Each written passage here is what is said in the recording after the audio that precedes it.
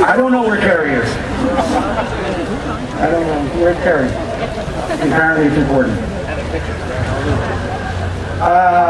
Yeah, you feeling it? You feeling it?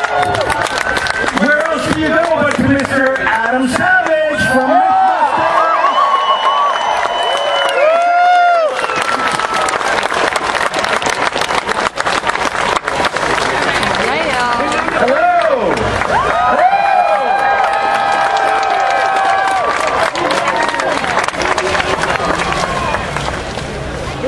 What a freaking crowd. I love this. Thank you so much. Thank you guys so much for having me here. And no creepy comments about Carrie anymore. Cut that shit out, okay?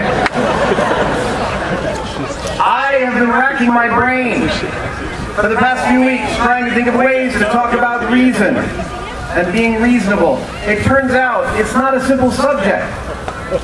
I am a very non-confrontational person. I am most of the time the very definition of a reasonable man. I don't like telling people things they don't want to hear. I want people to get along. I want people to like me. I want to find good things in people. I want to understand viewpoints that differ from mine. I want my tombstone to say, he was nice to work with. I have children. I want to raise them in a world they can add value to, that has value to them. I want for them to feel entitled only to working hard at doing what they love in order to be excellent at it and to share their lives and the rewards with those that they love. Of course, I think this is all anyone wants for their children or themselves. I try and inculcate them with a sense of logic about the world, which means most of the time I'm pointing out things to them that are absurd and ridiculous as a counterpoint. And right now there is plenty to point to. I console myself, however, with the thought that for anyone truly paying attention, for at least the last 300 years, the world has always been chock full of absurd contradictions, and has always seemed to be going downhill and fast. I get this when I read Thomas Jefferson, when I read Camus, when I read Vonnegut. I console myself with the remarkable advances in the sciences. I play a scientist on TV. I am in awe of those that do it for real.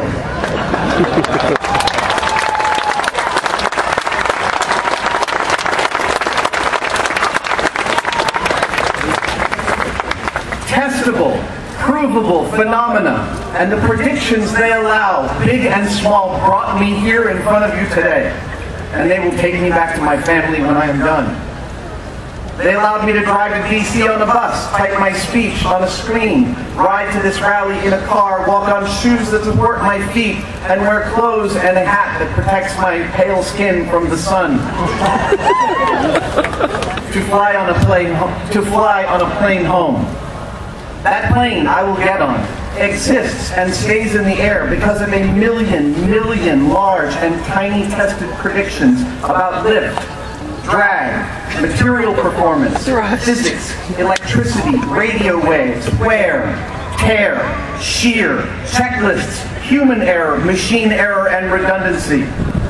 It is a miracle of engineering. It is the result of an ancient and very human drive, a drive that makes us what we are in all of our unique specialization, a drive to solve problems. Many tens of thousands of people combine their collective genius to make an impossibly fast and efficient, thin, inflated bubble of aluminum so stable and secure that you'd have to fly for several thousand years before the odds gave you an even chance of being in an accident. Everything that we have that makes our lives possible exists because human beings have tested the things they found in their surroundings, made predictions based on those tests, and then improved upon them. This is reason, the human capacity to make sense of the world.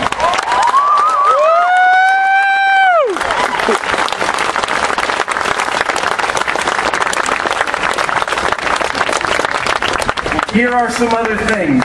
that, like the components of the airplane, have been tested and proven. I'm going to call them facts. E equals MC fucking squared. Force equals mass times acceleration. The Earth is not the center of the universe. Man landed on the moon in 1969 and a few times thereafter. Burning airplane fuel caused a tragic, catastrophic collapse of the Twin Towers in 2001. The Earth is spherical. Not precisely round, it is officially slightly pear-shaped. Human industry is causing a significant rise in the Earth's overall temperature. The Earth is over 4 billion years old. Evolution is literally a fact of life. As Neil deGrasse Tyson says, facts are true whether or not you believe them. Now, here are some of my beliefs that are true to me. You cannot teach kids about sex by telling them not to have it. I believe that making drugs illegal is stupid and damaging to us as a people. I believe that if we take care of our surroundings, they will take care of us. I believe that inside every tool is a hammer. I believe that people have an inalienable right to choose what to do with their own bodies. I believe that in the community it is our duty that we should take care of each other in times of need. I believe that if you tell people the truth and let them make decisions based on that, much of the time they'll make pretty good decisions, but not always. I believe that that which is detestable to you, you should not do to another. I believe that while not all people are essentially good, most are trying. I believe that rules do not make us moral. Loving each other makes us moral.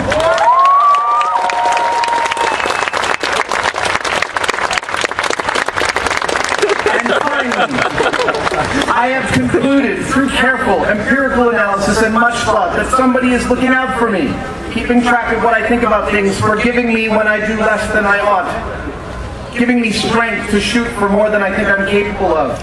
I believe they know everything that I do and think, and they still love me, and I've concluded after careful consideration that this person keeping score is me.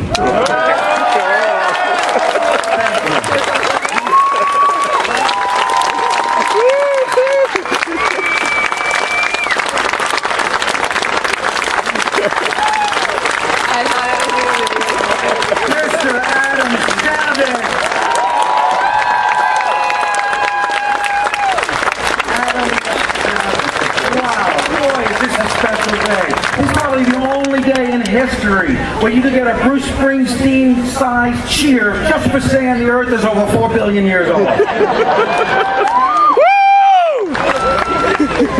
That was great. Man, what an inspiring speech that was. I wish he had blown something up, though.